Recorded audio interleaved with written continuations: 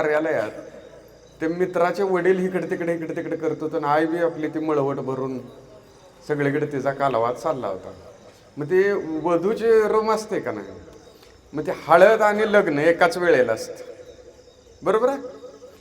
मग ती सगळा कालवा चालला होता आणि ती ज्या महिला सगळ्या होत्या आणि त्यात हळदीची साडी सापडेना, आईला हळदीची साडी सापडेना, त्यामुळे जरा ते गोंधळले आणि ती म्हणायला लागली हिथं ठेवल्या का बघ, तिथं ठेवल्या का बघ, हिथं होती तिथं होती, जरा जरा कालवा झाला. ही मुलीच्या वडिलाला बाहेर ऐकू गेलं. मुलीचं वडील आता आलं. आता कोथिंबीर 2 रुपयाची घेताना सुद्धा माणूस हुजत घालतो का नाही, की बाबा 2 रुपयाला दे, 5 रुपयाला दे, 2 घेतल्या तर 10ला की 3 देतोस का, 4 देतोस का म्हणतो का नाही. म्हणजे आयुष्यभर प्रपंच किती काटकसरीने केलाय का नाही. मी लक्ष देत होतो त्या मुलीच्या बापाकडे. मुलीचा बाप आत आला आणि म्हणला काय झालंय, तर ती मुलीची आई काय म्हणली की हळदीची साडी सापडेना. तिने म्हणाय पाहिजे होत का नाही, बॅग खाली बघ, इकडं बघ, तिकडं बघ, इतर साड्यात कुठं तर बघ, म्हणाय पाहिजे होतं का नाही. तो अजिबात म्हणला. ते म्हणलं ग बस, आवाज बंद कर म्हणलं. आणि खिशातनं पैसे काढलं आणि एका पोराला सांगितलं की 60 दिवशी गाडीवर कुठल्या तर बायला घे आणि हळदीची साडी घेऊन ये.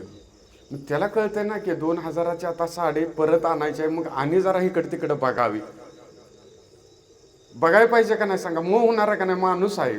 2-3 हजाराच्या साड्या त्या हळदीच्या, मग कुठं तर दुसऱ्या साड्यात नाही असेल असं तिला वाटणं साहजिक आहे का नाही त्या माणसाला. पण नाही, तो म्हणला नाही की इथं बघ तिथं बघ, लगेच पैसे काढून दिले, घेऊन ये. का, आपल्या मुलगीचं लग्न आहे आणि मुलीच्या लग्नात कालवा न, बरोबर आहे. अगदी तसं 25 वर्ष ह्या तिघांनी काढले. तसंच बाळासाहेबाचं आहे बघा. राहू दे काय पण, आता बाजारात जाते पिशवी नेत नाही घरातून, जाऊ दे पिशवी विकत आणतो, बाजार घेऊन येतो, घाबरू नको म्हणते बायकोला. अरे मग ही 25 वर्ष मंडळ चालतं बघा ना. उद्या ही पोरं पुन्हा करती होणार आणि ह्यातून सुसंस्कार घडत असतो, यातून माणूस घडत असतो आणि त्यातूनच आपला समाज घडत असतो. आणि हे घडावं म्हणून हे मंडळ असतं. मला आश्चर्य ह्या गोष्टीचं